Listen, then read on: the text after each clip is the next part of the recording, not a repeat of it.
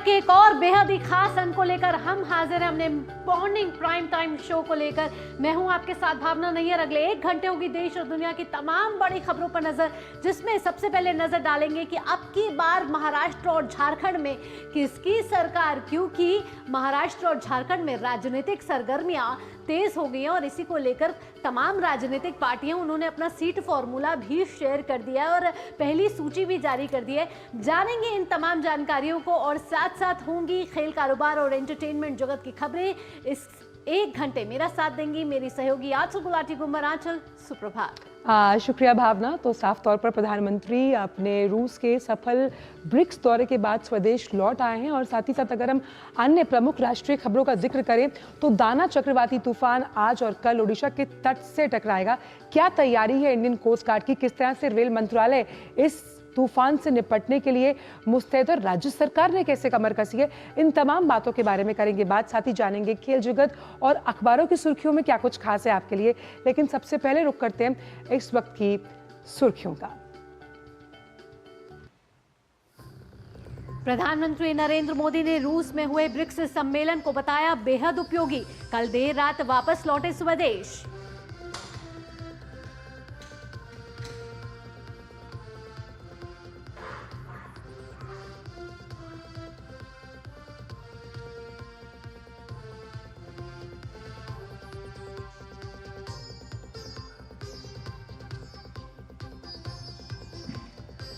रक्षा मंत्री राजनाथ सिंह आज चाणक्य रक्षा संवाद सम्मेलन का करेंगे उद्घाटन। सेना की हरित पहल और एआई के डिजिटल तंत्र के पहले चरण की करेंगे शुरुआत।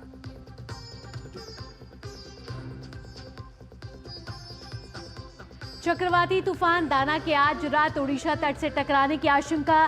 तूफान के कारण भारी बारिश जारी।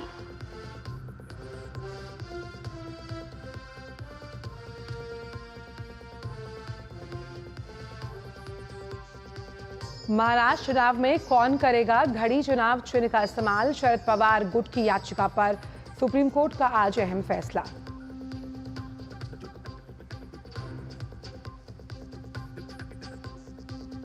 भारत और न्यूजीलैंड के बीच दूसरा क्रिकेट टेस्ट मैच पुणे में आज से। हॉकी में भारत जर्मनी के बीच खेला जाएगा दूसरा मैच।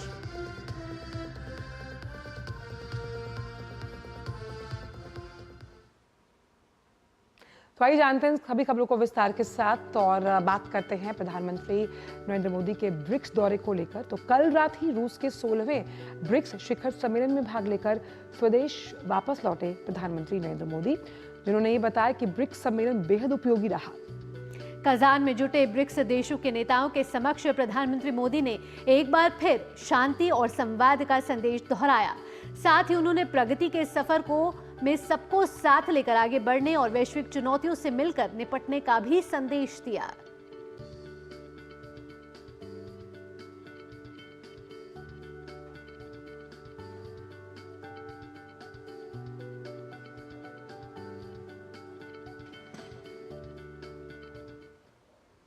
सोलहवें ब्रिक्स शिखर सम्मेलन के मंच से विश्व के नाम प्रधानमंत्री नरेंद्र मोदी का संदेश एकदम स्पष्ट रहा। मानव केंद्रित दृष्टिकोण के साथ आगे बढ़ना और युद्ध के बजाय संवाद और कूटनीति का रास्ता अपनाना। संघर्ष, खाद्य सुरक्षा और आर्थिक अनिश्चितता के साथ साथ पीएम ने डीप फेक और साइबर सुरक्षा जैसी नई चुनौतियों पर भी चर्चा की। पीएम ने ब्रिक्स को भारत के निरंतर सहयोग की प्रतिबद्धता दोहराई। हमारी विविधता और मल्टीपोलरिटी में हमारा दृढ़ विश्वास हमारी ताकत है। हमारी यही ताकत और मानवता में साझा विश्वास हमारी भावी पीढ़ी के समृद्ध और सशक्त भविष्य को सार्थक रूप देने में सहयोग होगा। पीएम ने एक बार फिर शांति और संवाद का संदेश दोहराया। पीएम ने कहा कि हम युद्ध नहीं, संवाद और कूटनीति के समर्थक हैं। आतंकवाद और उसकी फंडिंग के खिलाफ मजबूत सहयोग पर बल देते हुए पीएम ने इसे लेकर दोहरे मापदंड को अस्वीकार्य बताया। पीएम ने युवाओं में कट्टरता को रोकने के लिए सक्रिय रूप से कदम उठाने पर जोर दिया। पीएम ने कहा कि ब्रिक्स को दुनिया को संदेश देना चाहिए कि वो विभाजनकारी नहीं, जनहितकारी समूह है। ब्रिक्स के मंच से पीएम ने इंफ्रा विकास संबंधी भारत के अनुभव साझा किए। पीएम ने ब्रिक्स की पहल न्यू डेवलपमेंट बैंक के विस्तार की सराहना की। भारत के गिफ्ट सिटी के साथ साथ अफ्रीका तथा रूस में रीजनल सेंटर्स के खुलने से इस बैंक की गतिविधियों को बल मिला है और लगभग $35 बिलियन के डेवलपमेंट प्रोजेक्ट सैंक्शन किए गए हैं। न्यू डेवलपमेंट बैंक के माध्यम से फाइनेंशियल इंक्लूजन पे कहीं ना कहीं प्रधानमंत्री का जोर नजर आया। इसके साथ उन्होंने सीधे तौर पे कहा है कि जो भी वैश्विक चुनौतियां हैं उससे निपटने के लिए हमारी जो साझा रणनीति होनी चाहिए वो तरीके से पीपल सेंट्रिक होनी चाहिए। ब्रिक्स के विस्तार का जिक्र करते हुए पीएम ने वैश्विक अर्थव्यवस्था में इसके बड़े प्रतिनिधित्व को रेखांकित किया। पीएम ने ब्रिक्स देशों के बीच आर्थिक सहयोग मजबूत करने से जुड़ी सहमति को महत्वपूर्ण बताया। पीएम ने एमएसएमई के हितों पर ध्यान देने को भी जरूरी करार दिया। 2021 में भारत की अध्यक्षता के दौरान प्रस्तावित ब्रिक्स स्टार्टअप फोरम इस वर्ष लॉन्च किया जाएगा। भारत द्वारा दिया गया रेलवे रिसर्च नेटवर्क का इनिशिएटिव भी ब्रिक्स देशों के बीच लॉजिस्टिक्स और सप्लाई चेन कनेक्टिविटी बढ़ाने में अहम भूमिका निभा रहा है। पीएम के संबोधन में सभी प्रमुख मुद्दों की गूंज साफ सुनी गई। वैश्विक संस्थानों में सुधार, टकराव के बजाय संवाद और प्रगति के सफर में सभी को साथ लेकर आगे बढ़ने का यह संदेश दुनिया ने बड़े गौर से सुना। Bureau report, DD news. और अब बात जर्मनी के चांसलर ओलाफ शोल्ज की, जो कि आज से भारत के 3 दिवसीय दौरे पर आएंगे। ओलाफ शोल्ज 7वीं अंतर सरकारी परामर्श समूह की बैठक में भी भाग लेंगे। प्रधानमंत्री नरेंद्र मोदी और चांसलर शोल्ज कल अंतर सरकारी परामर्श समूह की बैठक की सह अध्यक्षता करेंगे। आईजीसी परामर्श के दौरान चांसलर शोल्ज के साथ उनके प्रतिनिधिमंडल के वरिष्ठ मंत्री भी मौजूद रहेंगे। इस दौरान दोनों पक्षों के नेता सुरक्षा और रक्षा सहयोग, प्रतिभा के लिए अवसरों, आर्थिक सहयोग, हरित और सतत विकास साझेदारी और उभरती और रणनीतिक प्रौद्योगिकियों के क्षेत्र में सहयोग पर द्विपक्षीय वार्ता करेंगे। और ये परामर्श समूह सरकारी व्यवस्था है जिसके अंतर्गत दोनों पक्षों के मंत्री अपनी अपनी जिम्मेदारी वाले क्षेत्रों पर विचार विमर्श करते हैं। इसके साथ ही इसके निष्कर्ष की रिपोर्ट प्रधानमंत्री और चांसलर को प्रस्तुत की जाती है। दोनों नेता कल नई दिल्ली में आयोजित जर्मन बिजनेस की 18वीं एशिया प्रशांत सम्मेलन को भी संबोधित करने वाले हैं।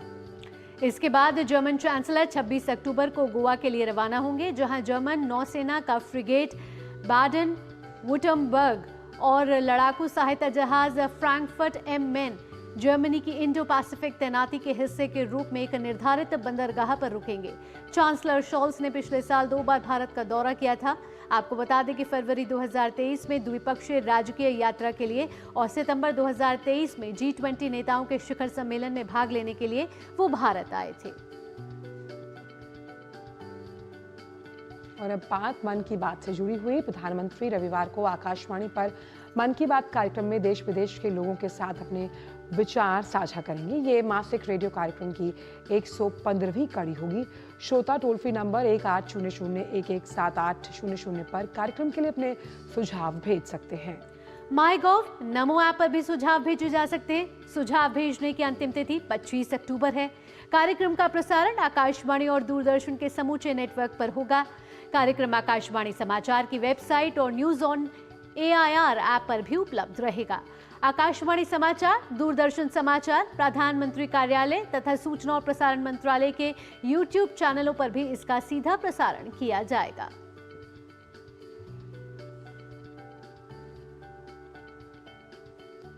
और अब बात रक्षा मंत्री राजनाथ सिंह की, जो आज नई दिल्ली में अंतर्राष्ट्रीय सेमिनार चाणक्य रक्षा संवाद के दूसरे संस्करण का उद्घाटन करने वाले हैं। 2 दिन तक चलने वाले सेमिनार की थीम राष्ट्र निर्माण में चालक व्यापक सुरक्षा के माध्यम से विकास को बढ़ावा देना है। ये प्रतिष्ठित कार्यक्रम राष्ट्रीय और अंतर्राष्ट्रीय नीति निर्धारण के दायरे में सुरक्षा तंत्र में समन्वय पर महत्वपूर्ण चर्चा का अवसर प्रदान करेगा और इसका उद्देश्य टिकाऊ और समावेशी विकास के लिए दूरदर्शी रणनीतियां तैयार करना है। रक्षा मंत्री इस दौरान सेना की हरित पहल 1.0 और आर्टिफिशियल इंटेलिजेंस 1.0 के जो डिजिटल तंत्र है उसका भी शुभारंभ करने वाले हैं।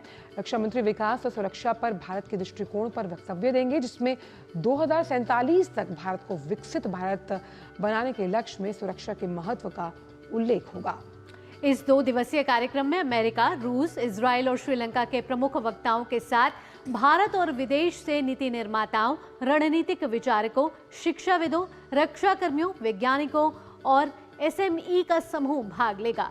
थल सेना प्रमुख जनरल उपेंद्र द्विवेदी भी उपस्थित लोगों को संबोधित करेंगे और राष्ट्र निर्माण में भारतीय सेना के महत्वपूर्ण योगदान पर प्रकाश डालेंगे, जिसमें आत्मनिर्भर भारत से जुड़ी पहल भी शामिल है। चाणक्य रक्षा संवाद में विशेषज्ञों के अगुवाई वाले 6 सत्र शामिल होंगे, जिनमें से प्रत्येक व्यापक सुरक्षा के महत्वपूर्ण पहलुओं पर केंद्रित रहेगा।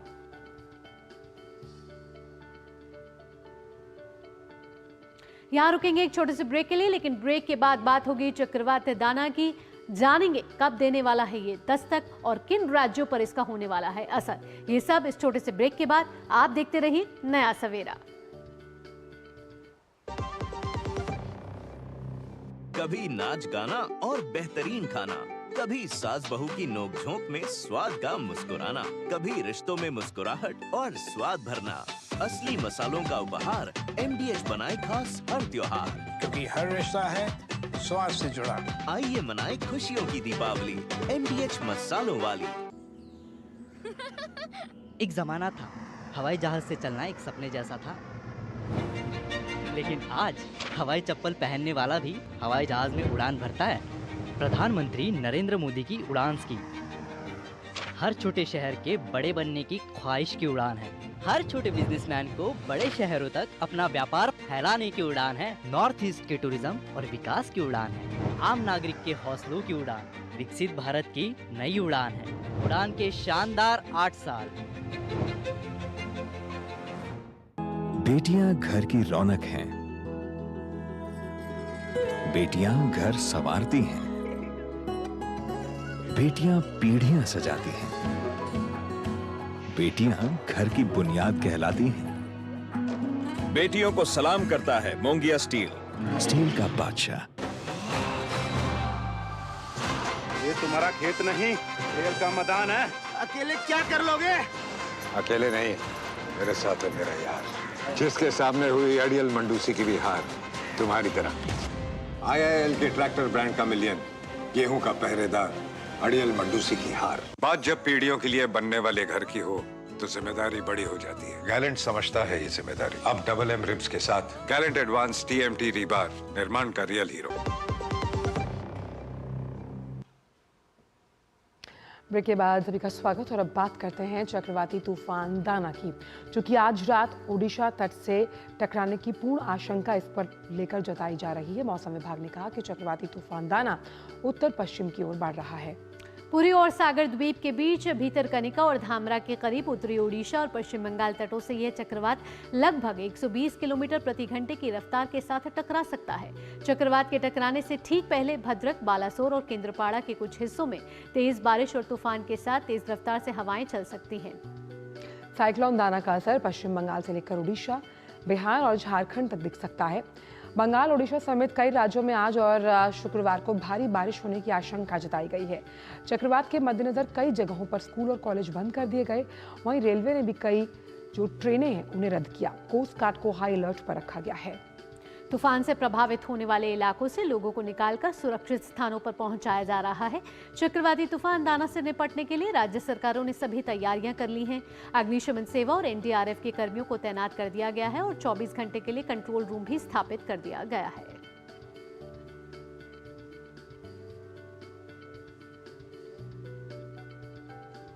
तो चक्रवाती तूफान दाना से निपटने के लिए तैयारियां कर ली गई हैं। उड़ीसा के तट पर आज चक्रवाती दाने के दस्तक देने की उम्मीद की जा रही है और इसी के साथ कई जगहों पर तेज बारिश भी शुरू हो चुकी है। और तटीय क्षेत्रों से लोगों को निकालकर सुरक्षित स्थानों पर पहुंचाया जा रहा है। साथ ही राज्य के जो 14 जिले हैं उनमें संवेदनशील इलाकों में 249 बचाव दल तैनात किए गए, जिसमें से NDRF की 20 टीमें हैं, ODRAF की 51 टीमें और अगर हम अग्निशमन सेवा की बात करें तो 178 टीमें तैनात की गई हैं। यानी कि मिशन मोड युद्ध स्तर पर निपटने की तैयारी है दाना से सरकार की। तटीय इलाकों से लोगों को राहत शिविरों में भेजा गया है वहां पर, ताकि लोगों को कोई परेशानी का सामना ना करना पड़े। साथ ही साथ ओडिशा के जो 14 ज़िले हैं वहाँ पर संवेदनशील इलाके जो चयनित किए गए उसमें 249 बचाव बल तैनात किए गए। और आपको बता दें कि सेना भी पूरी तरीके से मुस्तैदी से तैयार है। एनडीआरएफ की 20 टीम, ओडीआरएफ की 51 टीम और अग्निशमन सेवा की 178 टीम को तैनात कर दिया गया है। इसके साथ साथ 45 अतिरिक्त टीम रिजर्व रखी गई हैं। तो सेना पूरी तरीके से तैयार है और साथ ही साथ लोगों को सुरक्षित स्थानों पर ले जाया जा रहा है। 46 गोताखोर जो है वो अलर्ट मोड पर रखे गए हैं। तो तटरक्षक बल भी लगातार अलर्ट मोड पर हैं। साथ ही आपको बता दें कि भारतीय नौसेना के 2 शिप अलर्ट मोड पर हैं। और चक्रवाती तूफान से निपटने के लिए सरकार की तैयारियां हम आपको बता रहे हैं, जहां 3000 से अधिक संवेदनशील गांव के जो लोग हैं उन्हें सुरक्षित जगहों पर पहुंचाया गया है। साथ ही 840 पक्के और 5402 अस्थायी राहत शिविर बनाए गए हैं ताकि किसी भी आपातकालीन स्थिति से निपटने के लिए जो तमाम सुविधाएं हैं वो सुनिश्चित की जा सकें। मछुआरों के 19,362 बोट को सुरक्षित किनारे पर लगाया गया ताकि आगे जब ये तूफान निकल जाए तो उनकी आजीविका पर कोई असर ना पड़े। राज्य सरकार द्वारा जिलेवार हेल्पलाइन नंबर जारी किए गए हैं, यानी कि डिस्ट्रिक्ट वाइज जो है आपके पास हेल्पलाइन नंबर्स हैं। आश्रय स्थलों में भोजन, पीने का पानी और जो बच्चों से जुड़े खाने की व्यवस्था है यानी कि शिशु आहार, उसकी भी पूर्णतः व्यवस्था सुनिश्चित की गई। अभियंत्रण विभाग क्षतिग्रस्त सड़कों की तत्काल मरम्मत की व्यवस्था करेंगे, यानी कि इंजीनियरिंग जो विभाग है, जो सड़कें क्षतिग्रस्त हो जाएंगी उसकी पूरी मरम्मत की जाएगी। 6 वरिष्ठ IAS अधिकारियों को बचाव और राहत अभियान में लगाया गया है। तो चक्रवात दाना से बचने के लिए पूरे इंतजाम कर लिए गए हैं। चक्रवात से निपटने के लिए युद्ध स्तर पर तैयारी चल रही है। आपको बता दें कि चक्रवात दाना आज उड़ीसा के तट से टकरा सकता है और इसका असर उड़ीसा, पश्चिम बंगाल और बिहार में देखने को मिल सकता है।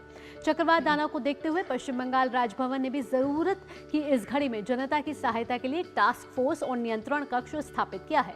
पश्चिम बंगाल के राज्यपाल CV आनंद बोस ने तूफान को लेकर राजभवन में कल विशेषज्ञों और कोर टीम की आपात बैठक की।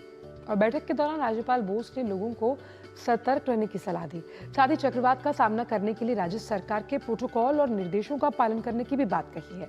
राज्यपाल के निर्देशन में राजभवन के जो फोन हैं वो 24 घंटे के नियंत्रण कक्ष के साथ बनाए गए हैं, जिसमें लोग आपातकालीन स्थिति में 03322001641 पर कॉल कर और मेल के जरिए भी मदद मांग सकते हैं। राज्यपाल द्वारा इस गठित टास्क फोर्स के प्रमुख पूर्व IG, SSB और पूर्व SPG श्री कुमार बंदोपाध्याय होंगे। इस बीच चक्रवात दाना से पहले एहतियात के तौर पर कोलकाता के नेताजी सुभाष चंद्र बोस अंतर्राष्ट्रीय हवाई अड्डे पर उड़ान संचालन आज शाम 6 बजे से 15 घंटे के लिए निलंबित रहेगा। वहीं IMD ने चक्रवात दाना के उत्तर पश्चिम की ओर बढ़ने और आज उत्तर पश्चिम बंगाल की खाड़ी के ऊपर एक गंभीर चक्रवाती तूफान में तब्दील होने की संभावना भी जताई है। तूफान को लेकर उड़ीसा और पश्चिम बंगाल दोनों में NDRF की टीमों को स्टैंड बाय पर रखा गया। इसके अतिरिक्त सेना, नौसेना और तटरक्षक बल की बचाव और राहत टीमें भी हाई अलर्ट मोड पर हैं।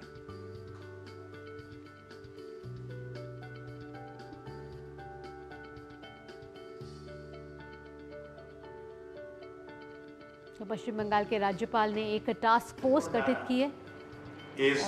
Nearing, but we in Bengal have braved many storms. We will face Dana also with confidence and fortitude. Bengal will stand together. India will stand together. We shall overcome. Yes, we shall overcome. My dear brothers and sisters, please follow all the instructions issued by the government and the disaster management authorities. Please observe the do's and don'ts prescribed by them. All the disaster management machinery of the state government and the government of India are kept well oiled and fighting fit. People of Bengal know that they know the way, will show the way and go the way. तो चक्रवाती तूफान दाना को लेकर पश्चिम बंगाल की दीघा तटीय police ने मछुआरों को सतर्क करना शुरू कर दिया। जो समुद्र में उनसे तुरंत वापस लौटने का भी आग्रह किया गया। लाउडस्पीकर का इस्तेमाल कर उन्हें नुकसान से बचाने के लिए ट्रॉलर को रस्सियों और जंजीरों से सुरक्षित रूप से बांधने का निर्देश दिया जा रहा है।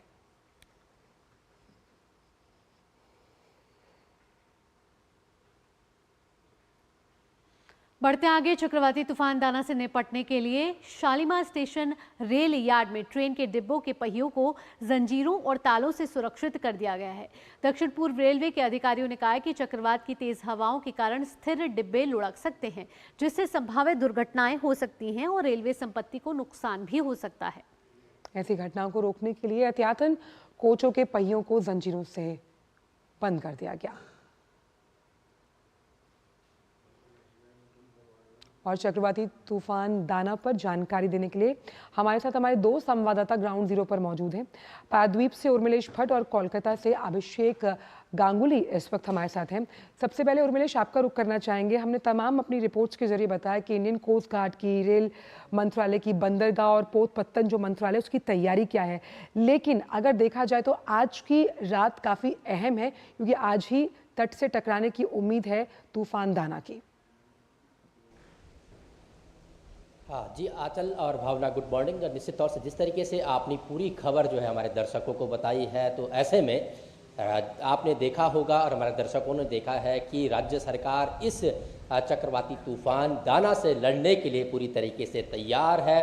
और जिस तरीके से हमें बताया गया है कि खासकर जो कोस्टल इलाके हैं, उन इलाकों में 14 ऐसे डिस्ट्रिक्ट हैं जिन डिस्ट्रिक्टों को जो है संवेदनशील माना गया है, और उसमें से भी 3 ऐसे ज़िले हैं उड़ीसा के जिनको अति संवेदनशील में रखा गया है।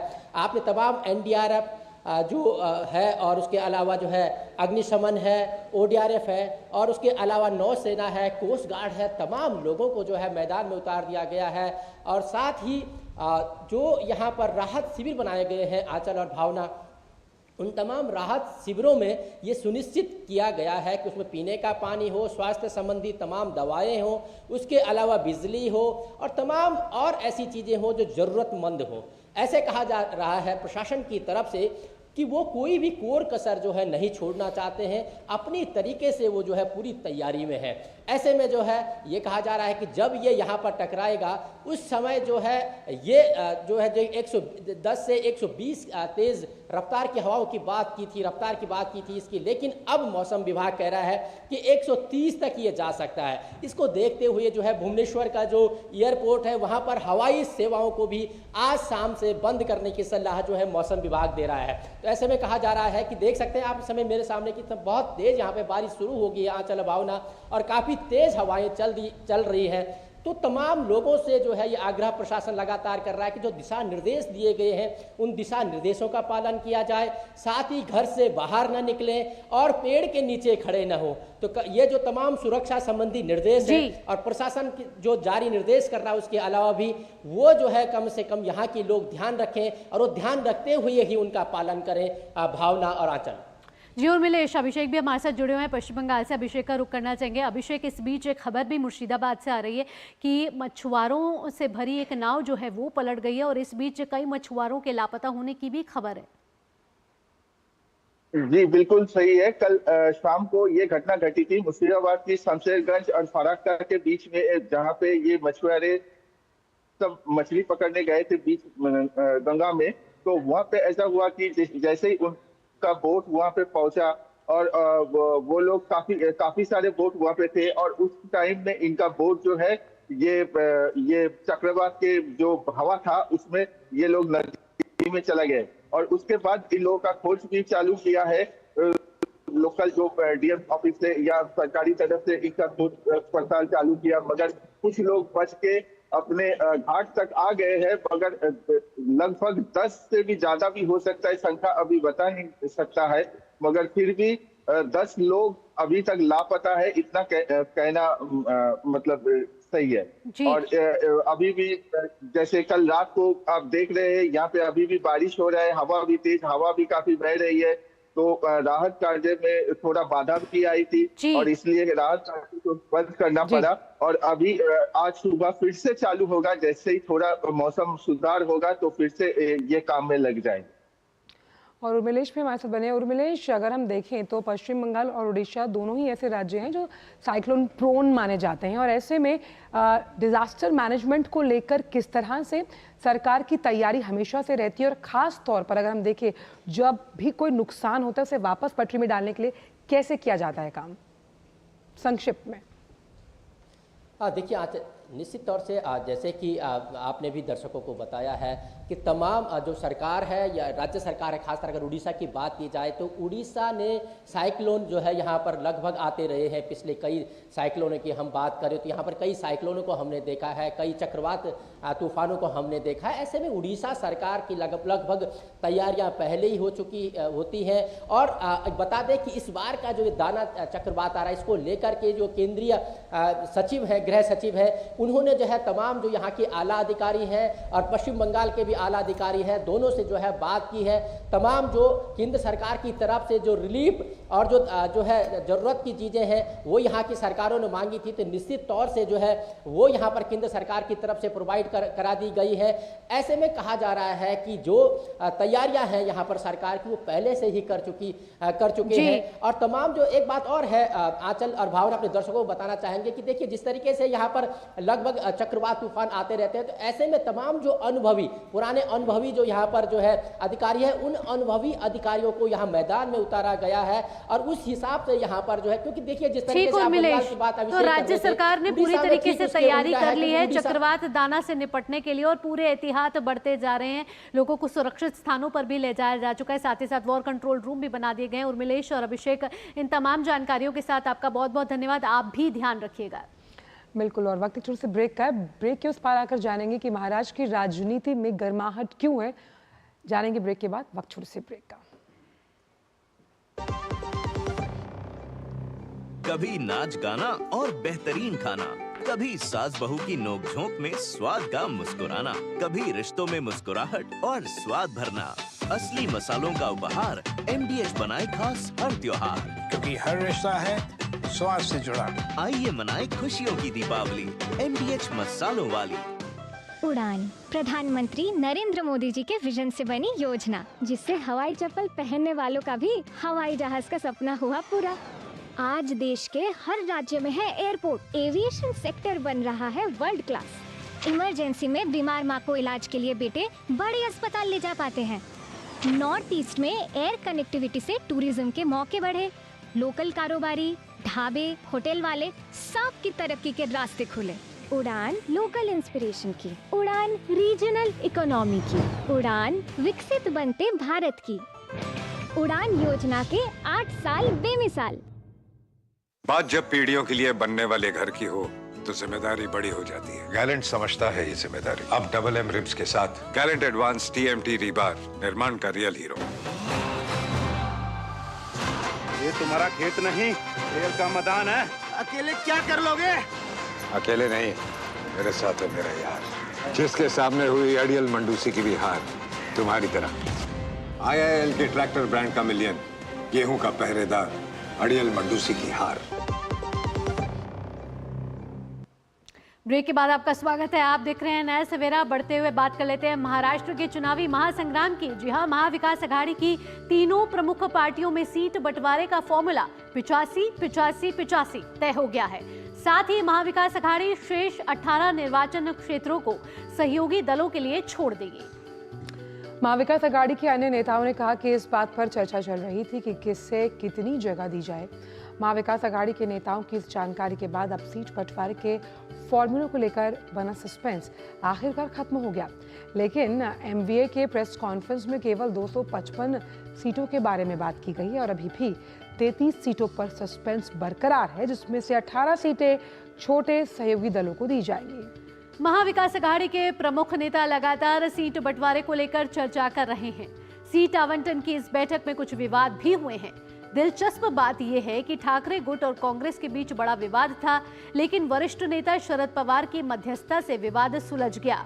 इसी मौके पर महाविकास अघाड़ी के नेताओं की शरद पवार के साथ बैठक हुई है और इस बैठक में एनसीपी से शरद पवार, जयंत पाटिल, शिवसेना से उद्धव बालासाहब ठाकरे, पार्टी में से संजय राउत, कांग्रेस के बालासाहब थोराट, नाना पटोले मौजूद थे। आज महाविकास अघाड़ी के नेता जो हैं वो कुछ सहयोगी दलों के नेताओं के साथ चर्चा कर उनमें सीट पर आवंटन को लेकर भी मंथन कर सकते हैं। और वही महाराष्ट्र विधानसभा चुनाव के लिए शिवसेना उद्धव ठाकरे गुट ने पहली लिस्ट को जारी किया। इसमें 65 उम्मीदवारों के नामों का ऐलान किया गया। आदित्य ठाकरे वर्ली से चुनाव लड़ने वाले हैं, जबकि ठाणे सीट से राजन विचारे को टिकट दिया गया है। रत्नागिरी से सुरेंद्रनाथ माने को चुनावी मैदान में उतारा गया है। मुख्यमंत्री एकनाथ शिंदे के खिलाफ कोपरी पाचपाखाड़ी से केदार दिघे को चुनावी मैदान में उतारा है। इसके अलावा पार्टी ने भिवंडी ग्रामीण सीट से महादेव घाटल को टिकट दिया है। वहीं अंबरनाथ से राजेश वानखेड़े को प्रत्याशी बनाया गया है।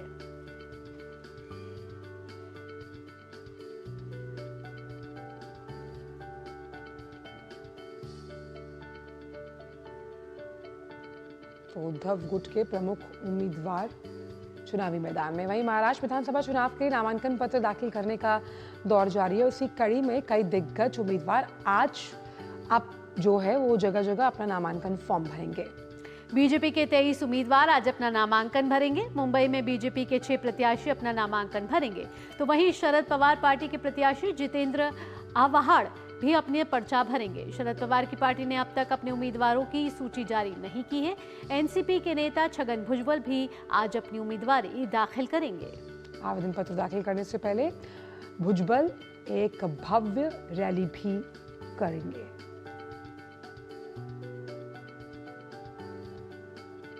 कई दिग्गज उम्मीदवार आज नामांकन दाखिल करते हुए नजर आएंगे। वहीं महाराष्ट्र नवनिर्माण सेना ने अपने उम्मीदवारों की तीसरी सूची की भी घोषणा कर दी। तीसरी लिस्ट में 13 सीटों पर उम्मीदवारों के नाम का ऐलान किया गया और इस सूची में मराठवाड़ा, विदर्भ, उत्तरी महाराष्ट्र, पालघर, ठाणे के उम्मीदवारों के नाम की घोषणा की गई है। मनसे ने परली विधानसभा क्षेत्र से कृषि मंत्री धनंजय मुंडे के खिलाफ अभिजीत देशमुख को उम्मीदवार बनाया है। तो लगातार सूची का दौर जारी है और नामांकन प्रक्रिया भी चल रही है। आज कई दिग्गज नेता अपना नामांकन भर सकते हैं। मुंबई से शिशिर सलार हमारे साथ जुड़ गए हैं ज्यादा जानकारी के साथ। सीधा रुख करते हैं शिशिर का। शिशिर, सियासी सरगर्मियां तेज हो गई हैं, कई चीजें एक साथ चल रही है महाराष्ट्र के इस चुनावी महासंग्राम में। अगर सीट बंटवारे को सबसे पहले लेकर बात करें तो एमवीए ने जिस तरीके से अपनी पड़तें धीरे धीरे खोली हैं, तो 255 सीटों का सीट फॉर्मूला तो तय हो गया है और अब फंस रहा है 33 सीटों का पेच। ऐसे में अब छोटी पार्टियों का साथ लेगी इंडी गठबंधन महाविकास आघाड़ी। ऐसे में आम आदमी पार्टी, समाजवादी पार्टी और अन्य पार्टियां भी कहीं ना कहीं अपना इंटरेस्ट दिखाती हुई नजर आ रही हैं। बिल्कुल, देखिए एक डेडलॉक बना हुआ था महाविकास आघाड़ी के सीट शेयरिंग को लेकर, लेकिन कल जब प्रेस कॉन्फ्रेंस हुई तो एक नई बात सामने आई। 85-85-85 का जो फॉर्मूला है, तीनों पार्टियों को तो इतनी सीट्स मिलेंगी। हालांकि इसमें भी कुछ सीट जरूर बचती है, लेकिन इसके ऊपर विचार मंथन अभी जारी है और तकरीबन 18 सीटें जो है वो सहयोगी दलों को दी जाएगी। मसलन जिस प्रकार समाजवादी पार्टी की हम बात करें या फिर अन्य जो दल है जो महाविकास आघाड़ी के साथ जुड़े हुए हैं, उनको ये 18 सीटें जो है छोड़ी जाएगी। इसके अलावा भी कुछ सीटें बचती है, लेकिन इन सीटों पर हालांकि अब तक कोई निर्णय नहीं लिया गया है, क्योंकि कल जब ये फॉर्मूला सामने आया था तो हमें लगा था शायद सभी 288 सीटों का फैसला हो जाएगा, लेकिन जो डेडलॉक अभी है वो अभी भी जारी है। हालांकि कौन सी सीटें किसको मिलेगी, मसलन जिस प्रकार से विवाद ये था कि खासतौर पर कांग्रेस जो है विदर्भ की कुछ सीटें मांग रही थी, तो क्या वो विवाद जो है सुलझ गया है, इस पर कोई स्पष्टता नहीं आई है। कल जरूर जो है महाविकास आघाड़ी के नेता शरद पवार से मिले थे और इस बारे में चर्चा की और शरद पवार ने मध्यस्थी करने के बाद ये नया फॉर्मूला सामने आया है। लेकिन इसमें भी साशंकता ये है कि जो पहले का विवाद था कि कौन से इलाके में कितनी सीटें कौन सी पार्टी को जाएगी, इस पर अब तक जो है स्पष्टता नहीं है। वही कल शिवसेना उद्धव बाला साहेब ठाकरे पार्टी ने अपनी प्रत्याशियों की सूची तो घोषित कर दी, लेकिन शाम होते होते संजय राउत ने कहा कि उस सूची में जो है और कुछ बदल किए जाएंगे। इस बारे में जानकारी उन्होंने मीडिया से दी। उन्होंने कहा कि कुछ एडमिनिस्ट्रेटिव चीजें हैं जो उसमें गलती से आ चुकी है, तो उसमें भी बदलाव किए जाएंगे, तो वो भी शायद आज हो सकता है। दूसरी महत्वपूर्ण बात महाविकास आघाड़ी के खेमे से ये भी है कि जैसे महाविकास आघाड़ी नेताओं ने कहा था तकरीबन 18 सीटें जो है वो सहयोगी दलों को दी जाएगी, तो ऐसे में आज उन सहयोगी दलों के साथ उनकी बैठक होगी और जिस प्रकार से जो सहयोगी दल है उनकी जो मांग है, उनकी सीटों की जो मांग है, उस पर चर्चा करके ये सीटें उनको आवंटित की जाएगी। जी, बहुत संक्षिप्त में अगर मैं आपसे पूछूं शिशिर, तो ये कहते हैं कि ये वक्त बहुत अदब से पेश आ, क्योंकि वक्त बदलते देर नहीं लगती और घड़ी जो चुनाव चिन्ह है उसको लेकर भी सुप्रीम कोर्ट आज अहम फैसला देने वाला है। तो अगर शरद पवार के पक्ष में फैसला आता है तो अजीत पवार की मुश्किलें बढ़ जाएंगी। बिल्कुल, हालांकि इस पर सभी दोनों भी एनसीपी नेताओं का इस वक्त ध्यान है। स्वयं अजित पवार जो है आज दिल्ली का रुख करेंगे। दिल्ली में उनकी एनडीए की जो आज बैठक है जिसमें मुख्यमंत्री भी होंगे, उप मुख्यमंत्री भी होंगे और अजित पवार भी होंगे, जिनकी अमित शाह के साथ उनकी आज बैठक होने वाली है। जो सीटों का मसला है, कुछ सीटें जो बची है उसके ऊपर आज चर्चा कर उस पर फैसला लिया जा सकता है। लेकिन आपने सही कहा कि आज जो सुप्रीम कोर्ट में जो केस है, इस केस पर शरद पवार की भी और साथ ही साथ अजित पवार की भी निगाहें रहेंगी। आखिर किस प्रकार से जो निर्णय आता है वो काफी महत्वपूर्ण निर्णय होगा। बहुत बहुत शुक्रिया शिशिर इन तमाम जानकारी को हमसे साझा करने के लिए। तो महाराष्ट्र में सियासी सरगर्मियां चरम पर हैं, लेकिन पीछे झारखंड भी नहीं है, क्योंकि झारखंड का रण साधने के लिए पार्टियों ने अपनी अपनी ताकत झोंकी है और पहले चरण के चुनाव के लिए नामांकन का कल आखिरी दिन है। और ऐसे में सत्ताधारी और विपक्षी पार्टी से जुड़े तमाम बड़े चेहरे अपने अपने विधानसभा क्षेत्रों से नामांकन दाखिल करेंगे। बीजेपी की तरफ से भी आज कई बड़े नेता, कई राष्ट्रीय नेताओं और विभिन्न प्रदेशों के मुख्यमंत्रियों की मौजूदगी में नामांकन दाखिल करेंगे। इनमें झारखंड चुनाव प्रभारी शिवराज सिंह चौहान, सह प्रभारी हेमंत बिस्व शर्मा, सम्राट चौधरी, विष्णुदेव साय समेत कई बड़े चेहरे शामिल हैं। शिवराज सिंह चौहान आज रांची, हटिया, कांके, मांडर और राजमहल विधानसभा सीटों पर भारतीय जनता पार्टी के प्रत्याशियों के नामांकन पत्र दाखिल करने के कार्यक्रम में शामिल होंगे और चुनावी जनसभा को भी संबोधित करेंगे।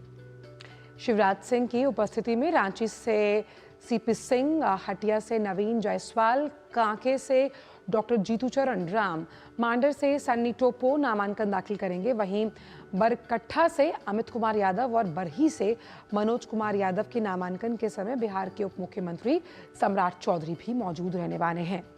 चंदन क्यारी से अमर कुमार बावरी, पोटका से मीरा मुंडा और जमशेदपुर पूर्वी से पूर्णिमा साहू नामांकन दाखिल करेंगे।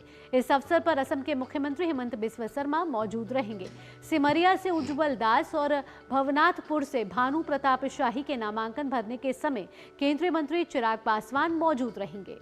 दरअसल झारखंड में 2 चरणों में चुनाव होना है, जिसमें पहले चरण का मतदान 13 नवंबर को 43 सीटों पर होगा और दूसरे चरण का मतदान 20 नवंबर को 38 पर होना है। वोटों की गिनती 23 नवंबर को होगी। और ऐसे में जब झारखंड विधानसभा चुनाव में कुछ ही दिन रह गए हैं, जिसे देखते हुए विधानसभा चुनावों को लेकर तैयारियां अब जोरों पर हैं। इसी क्रम में झारखंड मुक्ति मोर्चा झामुमो ने अपने 5 और उम्मीदवारों की तीसरी सूची जारी कर दी है।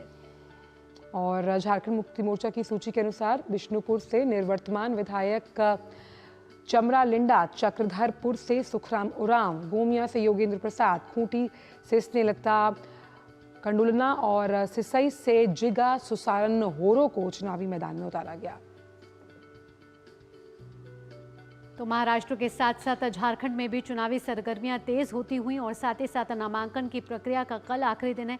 ऐसे में आज कई बड़े नेता, कई बड़े उम्मीदवार आज अपना नामांकन भरेंगे और ऐसे में मौजूदगी रहेगी स्टार प्रचारकों की, बड़े नेताओं की। कुमार आलोक हमारे साथ जुड़ गए हैं ज़्यादा जानकारी के साथ। सीधा रुख करते हैं रांची का।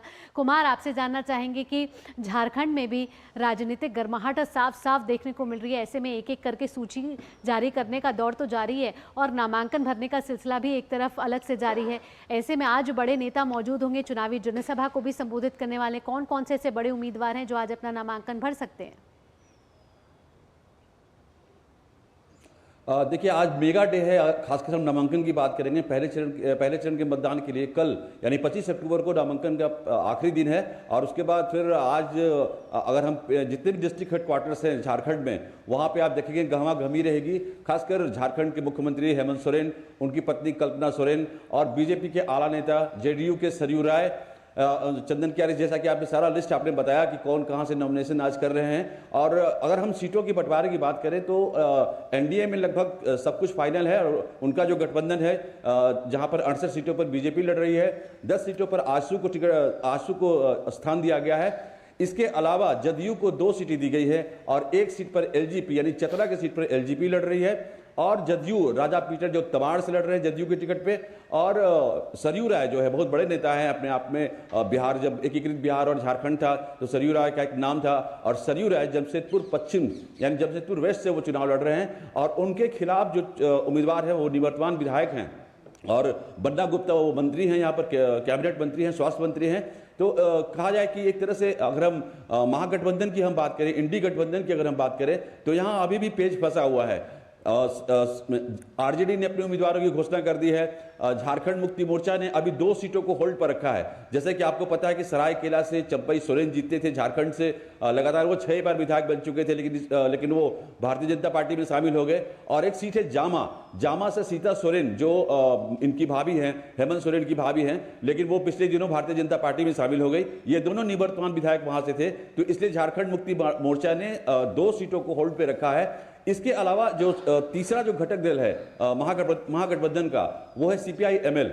तो सीपीआई एमएल के साथ 4 सीटों पर तालमेल की घोषणा हुई है, लेकिन 2 सीटों पर उनका भी पेच फंसा हुआ है। और वो 2 सीट है, राजधनवार की सीट है और जम्मू की जो सीट है, वहां पर अभी भी तालमेल नहीं हो पाया है। तो देखना होगा कि कल जब नामांकन का आखिरी दिन होता है तो कैसे जो सीटों का जो इम्बैलेंस है खासकर महागठबंधन में, वो कैसे पूरा हो पाता है। अभी भी कांग्रेस ने अभी भी अपने कुछ प्रत्याशियों के नामों की घोषणा नहीं की है। 21 कैंडिडेट उन्होंने जारी किए, लेकिन अभी भी उनके 2 या 3 कैंडिडेट उनको अभी उनका नाम घोषित करना है। तो देखना होगा कि कल नामांकन का आखिरी दिन है और पहले चरण के लिए उसके बाद क्या होता है वो इंटरेस्टिंग होगा। लेकिन अभी तक कल की हम बात करें तो पहले चरण के मतदान के लिए 150 उम्मीदवारों ने अभी तक नामांकन कर दिया है। और आज, जैसा कि मैंने आपको पहले बताया कि आज नामांकन का मेगा डे है झारखंड में। जी, बहुत बहुत शुक्रिया कुमार आलोक इन तमाम चुनावी अपडेट्स को झारखंड से हमसे साझा करने के लिए। यहाँ रुकेंगे एक छोटे से ब्रेक के लिए। ब्रेक के बाद भी खबरों का सिलसिला यूं ही जारी रहेगा। आप देखते रहिए नया सवेरा। कभी नाच गाना और बेहतरीन खाना, कभी सास बहू की नोक-झोंक में स्वाद का मुस्कुराना, कभी रिश्तों में मुस्कुराहट और स्वाद भरना। असली मसालों का उपहार MDH बनाए खास हर त्योहार, क्योंकि हर रिश्ता है स्वाद से जुड़ा। आइए मनाए खुशियों की दीपावली MDH मसालों वाली। बात जब पीढ़ियों के लिए बनने वाले घर की हो तो जिम्मेदारी बड़ी हो जाती है। गैलेंट समझता है ये जिम्मेदारी। अब डबल M रिब्स के साथ गैलेंट एडवांस TMT रीबार, निर्माण का रियल हीरो। एक ऐसा तबका जो रिटायरमेंट के बारे में आज भी बिल्कुल नहीं सोचता, वो है औरतें। औरतें कमा के भी वल्नरेबल हैं। सो NPS एक इक्वालिटी ला रहा है। हम सब एक बराबर प्लेटफॉर्म पे हैं। अपने बेहतर कल को सुनिश्चित करने के लिए NPS जरूरी है। बेटियां घर की रौनक हैं। बेटियां घर संवारती हैं। बेटियां पीढ़ियां सजाती हैं। बेटियां घर की बुनियाद कहलाती हैं। बेटियों को सलाम करता है मोंगिया स्टील, स्टील का बादशाह। ब्रेक के बाद सभी का स्वागत। और अब बात करते हैं उत्तर प्रदेश की, जहां की विधानसभा की 9 सीटों पर होने वाले उपचुनाव को लेकर समाजवादी पार्टी के प्रमुख अखिलेश यादव ने बड़ी घोषणा की है। उन्होंने बताया कि राज्य में इंडी ब्लॉक के सभी प्रत्याशी सपा के चुनाव चिन्ह साइकिल के निशान के साथ मैदान में उतरेंगे। अखिलेश यादव ने एक्स पर एक पोस्ट में लिखा कि बात सीट की नहीं है, जीत की है। इस रणनीति के तहत इंडिया गठबंधन की संयुक्त प्रत्याशी सभी 9 सीटों पर समाजवादी पार्टी के चुनाव चिन्ह साइकिल के निशान पर चुनाव लड़ेंगे। राज्य में सपा और कांग्रेस इस साल लोकसभा चुनाव में एक साथ लड़ी थी। अखिलेश यादव ने बताया कि कांग्रेस और समाजवादी पार्टी एक बड़ी जीत के लिए एकजुट होकर कंधे से कंधा मिलाकर साथ खड़ी है। इंडिया गठबंधन इस उपचुनाव में जीत का एक नया अध्याय लिखने जा रहा है। सपा प्रमुख ने दावा किया कि कांग्रेस पार्टी के शीर्ष नेतृत्व से लेकर बूथ स्तर तक के कार्यकर्ताओं के साथ आने से समाजवादी पार्टी की शक्ति कई गुना बढ़ गई। उत्तर प्रदेश की सभी 9 विधानसभा सीटों के लिए 13 नवंबर को मतदान होगा और मतों की गिनती 23 नवंबर को होगी।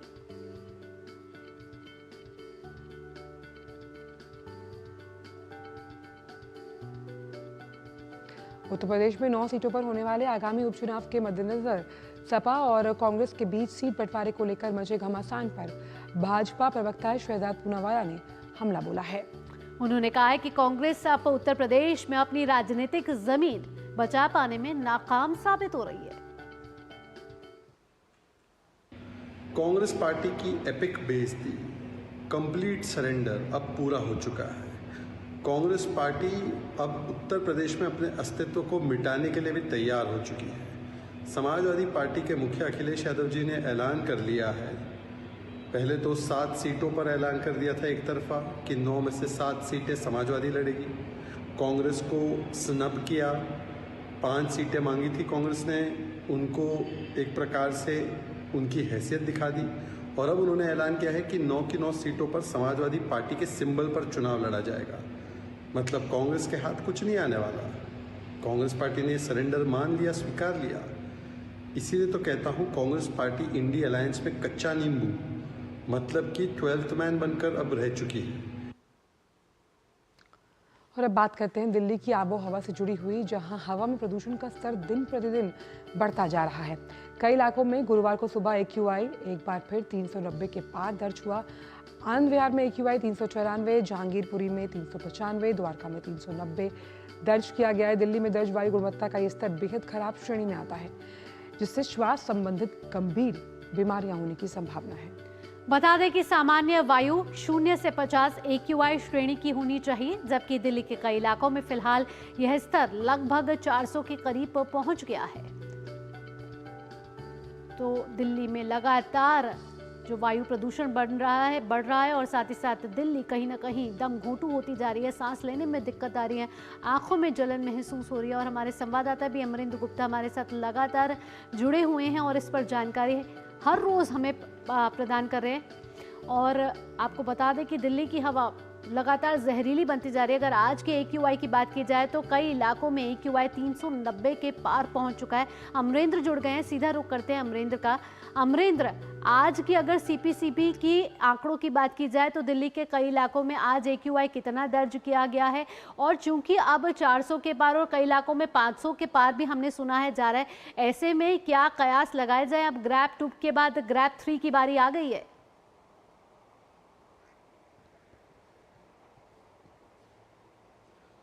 भावना, बिल्कुल इसमें कहीं दो राय नहीं है कि दिल्ली की जो राजधानी की आबो हवा है इस समय बहुत ही बद से बदतर स्थिति में पहुंच गई है। जिस तरह से पिछले 3 दिनों से दिल्ली में जो पॉल्यूशन का लेवल है, AQI जो है वो ग्रैप 2 में था, यानी कि 300 से 400 का आंकड़ा पार, 400 के बीच में था। लेकिन जो रेड जोन थे वो कहीं ना कहीं जो है 400 के आंकड़े को पार कर चुके थे और उन जो रेड जोन्स को इंगित कर लिया गया था और उसकी वजह से कई जगह जो है ये आंकड़ा 400 प्लस पहुंच चुका है और 500 के रेंज में आ गया है। तो ऐसे में ये कहा जा सकता है कि अभी आज या कल में या हो सकता है कल या परसों तक ग्रैप 3 की नौबत भी आ जाएगी। ये तो एक सच्चाई है जिससे दिल्ली वाली वाकिफ है।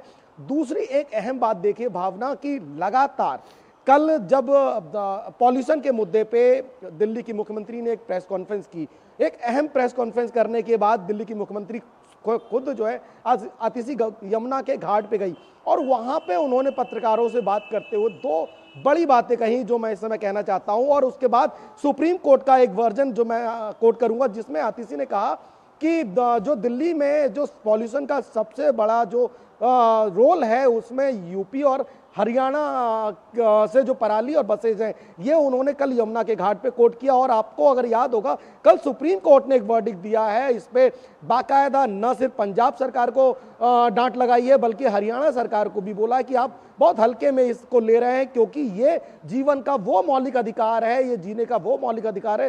शुद्ध हवा में सांस लेना हर व्यक्ति का मौलिक अधिकार है और किसी व्यक्ति के मौलिक अधिकार से आप किसी को वंचित नहीं कर सकते और ऐसा करके आप लोगों के अधिकारों का हनन कर रहे हैं। इसलिए ठोस और कठोर कार्रवाई के साथ आपको सामने आना होगा। और लेकिन अब देखिए आज की 2 बड़ी घटनाएं हैं। कल जब लगातार आम आदमी पार्टी ने कल टास्क फोर्स का एक निर्माण किया जिसमें आतिशी गई और दूसरा गोपाल राय ने एक लेटर लिखा है, जो पर्यावरण मंत्री दिल्ली के गोपाल राय आम आदमी पार्टी के, उन्होंने केंद्र सरकार को एक लेटर लिखा है, भूपेंद्र यादव जी को एक लेटर लिखते हुए उन्होंने कहा है कि दिल्ली में जो क्लाउड सीडिंग है यानी कृत्रिम बारिश है उसको कराने पर विचार किया जाए, क्योंकि नवंबर आते आते स्थितियां और ज्यादा बदतर होंगी। इसलिए अभी से हमें इस पर काम करना है और उस टास्क फोर्स का यह एक हिस्सा माना जा सकता है। दूसरा देखिए, जब आम आदमी पार्टी की तरफ से जब बयान आता है तो बीजेपी तो पहले से ही आम आदमी पार्टी को घेर रही थी और आज बीजेपी ने एक बड़ा रणनीति के तहत बाकायदा तो कहीं ना कहीं कहे तो राजनीति भी इसके साथ साथ शुरू हो गई है और पहुंचने वाले हैं। जनता का हाल बेहाल है, सांस की बीमारियां हो रही हैं और लगातार जनता यही मांग कर रही है कि इस वायु प्रदूषण से जल्द उन्हें राहत मिले। फिलहाल अमरेंद्र, तमाम जानकारियों के साथ आपका बहुत बहुत धन्यवाद। और फिलहाल नया सवेरा में वक्त छोटी सी ब्रेक है। ब्रेक के उस पर भी खबरों का दौर रहेगा जारी। जुड़े रहिए नया सवेरा के साथ। कभी नाच गाना और बेहतरीन खाना, कभी सास बहू की नोक झोंक में स्वाद का मुस्कुराना, कभी रिश्तों में मुस्कुराहट और स्वाद भरना। असली मसालों का उपहार MDH बनाए खास हर त्योहार, क्योंकि हर रिश्ता है स्वाद से जुड़ा। आइए मनाए खुशियों की दीपावली MDH मसालों वाली। बात जब पीढ़ियों के लिए बनने वाले घर की हो तो जिम्मेदारी बड़ी हो जाती है। गैलेंट समझता है ये जिम्मेदारी। अब डबल M रिब्स के साथ गैलेंट एडवांस TMT रीबार, निर्माण का रियल हीरो। ये तुम्हारा खेत नहीं, खेल का मैदान है। अकेले क्या कर लोगे? अकेले नहीं, मेरे साथ है मेरा यार, जिसके सामने हुई अड़ियल मंडूसी की भी हार तुम्हारी तरह। IIL के ट्रैक्टर ब्रांड का मिलियन, गेहूं का पहरेदार, अड़ियल मंडूसी की हार। ब्रेक के बाद आपका स्वागत। आप देख रहे हैं नया सवेरा। बढ़ते आगे, केंद्रीय सूचना और प्रसारण मंत्रालय तमिलनाडु के 11 शहरों में नए निजी FM रेडियो केंद्रों के लिए आवेदन आमंत्रित कर रहा है। केंद्रीय सूचना और प्रसारण राज्य मंत्री डॉक्टर एल मुरुगन ने उसकी जानकारी दी। इन शहरों में फिलहाल निजी FM रेडियो केंद्र नहीं है। चेन्नई में वाणिज्य के विभिन्न संघों के साथ चल रही FM रेडियो की नीलामी पर विचार विमर्श के दौरान डॉक्टर मुरुगन ने प्रधानमंत्री के तीसरे कार्यकाल के पहले 100 दिन के बाद सरकार की उपलब्धियों का उल्लेख किया। उन्होंने कहा कि विभिन्न विकास परियोजनाओं के लिए 15 लाख करोड़ रुपए आवंटित किए गए हैं और कारोबार के विकास में बाधा उत्पन्न करने वाले 1500 पुराने कानून हटा दिए गए हैं। केंद्रीय मंत्री ने जानकारी भी दी है कि बुनियादी ढांचागत विकास के लिए 3 लाख करोड़ रुपए आवंटित किए गए हैं। उन्होंने साथ ही कहा कि समाज के समग्र विकास को बढ़ावा देने के लिए कई कल्याणकारी योजनाओं का शुभारंभ किया गया है, जिनका उद्देश्य भारत को 2047 तक विकसित राष्ट्र बनाना है। आकाशवाणी समाचार के पूर्व महानिदेशक PK बंदोपाध्याय का कल कोलकाता में निधन हो गया। दिल का दौरा पड़ने के बाद उन्होंने अंतिम सांस ली। भारतीय सूचना सेवा के पूर्व अधिकारी बंदोपाध्याय का आकाशवाणी समाचार, प्रेस सूचना ब्यूरो सहित सूचना और प्रसारण मंत्रालय के विभिन्न मीडिया इकाइयों में एक लंबा और उत्कृष्ट करियर रहा।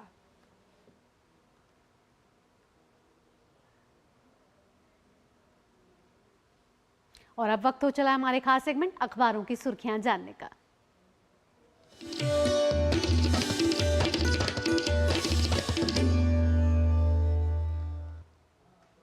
और स्टूडियो में मौजूद है हमारी सहयोगी संध्या। संध्या, क्या कुछ समेट कर लाई हैं आप अखबारों से?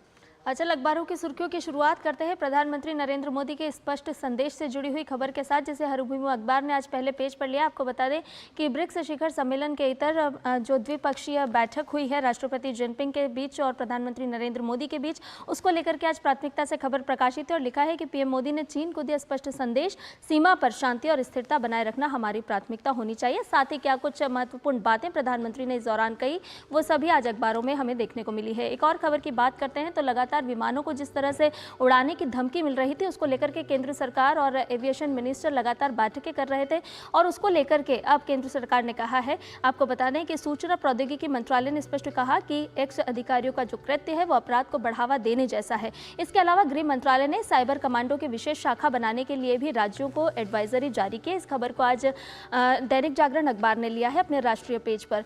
एक और खबर जो कि चक्रवात दाना से जुड़ी हुई है, आज सभी प्रमुख अखबारों में है और लिखा है कि चक्रवात दाना की दहशत जो है उसको लेकर के 400 ट्रेनें रद्द कर दी गई हैं और क्या कुछ सुरक्षा के इंतजामात किए जा रहे हैं वो बताया गया है। चक्रवात के कल तड़के ओडिशा के भीतरकनिका और धामरा बंदरगाह के बीच तट से टकराएगा, ये बात इसमें कही गई है।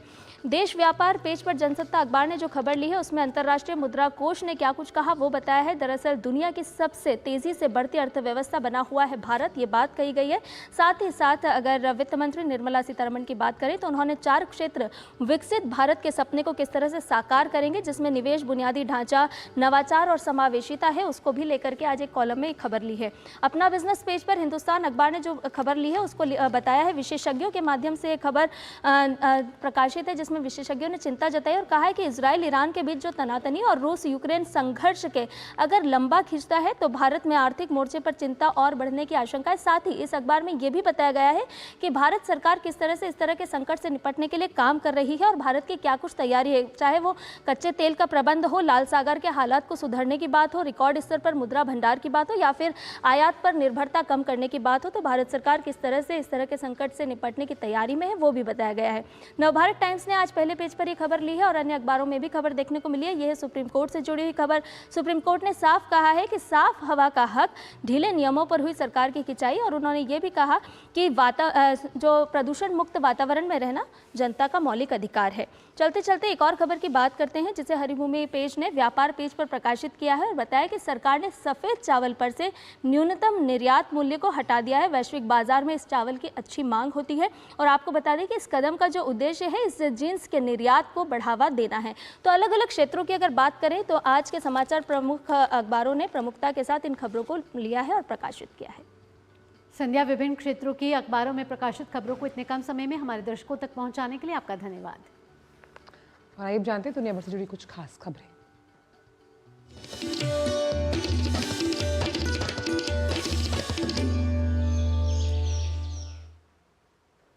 तो बांग्लादेश में एक बड़ा राजनीतिक बदलाव देखने को मिला है। शेख हसीना की पार्टी आवामी लीग के स्टूडेंट विंग स्टूडेंट लीग को बैन कर दिया गया है और नोबेल पुरस्कार विजेता मोहम्मद यूनुस के नेतृत्व में काम कर रही अस्थायी सरकार ने कल गजट जारी कर इसका ऐलान कर दिया। स्थानीय शासन ने 2009 के आतंकवाद विरोधी कानून के प्रावधानों के तहत संगठन पर बैन लगाया है। गृह मंत्रालय की अधिसूचना के मुताबिक बांग्लादेश स्टूडेंट लीग को सार्वजनिक सुरक्षा के लिए खतरा पैदा करने वाली गतिविधियों में शामिल पाया गया है। इन गतिविधियों में हत्या, प्रताड़ना, कॉलेज परिसरों में उत्पीड़न, छात्र डॉर्मेट्री में सीट ट्रेडिंग, टेंडर में हेरफेर, बलात्कार और यौन उत्पीड़न जैसी गंभीर आपराधिक गतिविधियां शामिल हैं। और अब बात मिजाजी मौसम से जुड़ी हुई।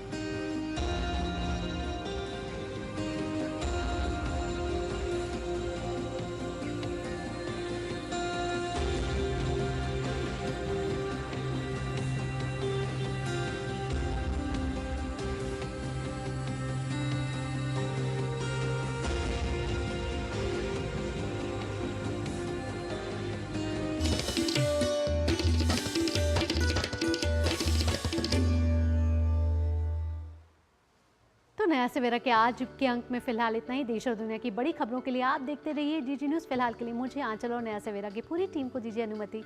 नमस्कार।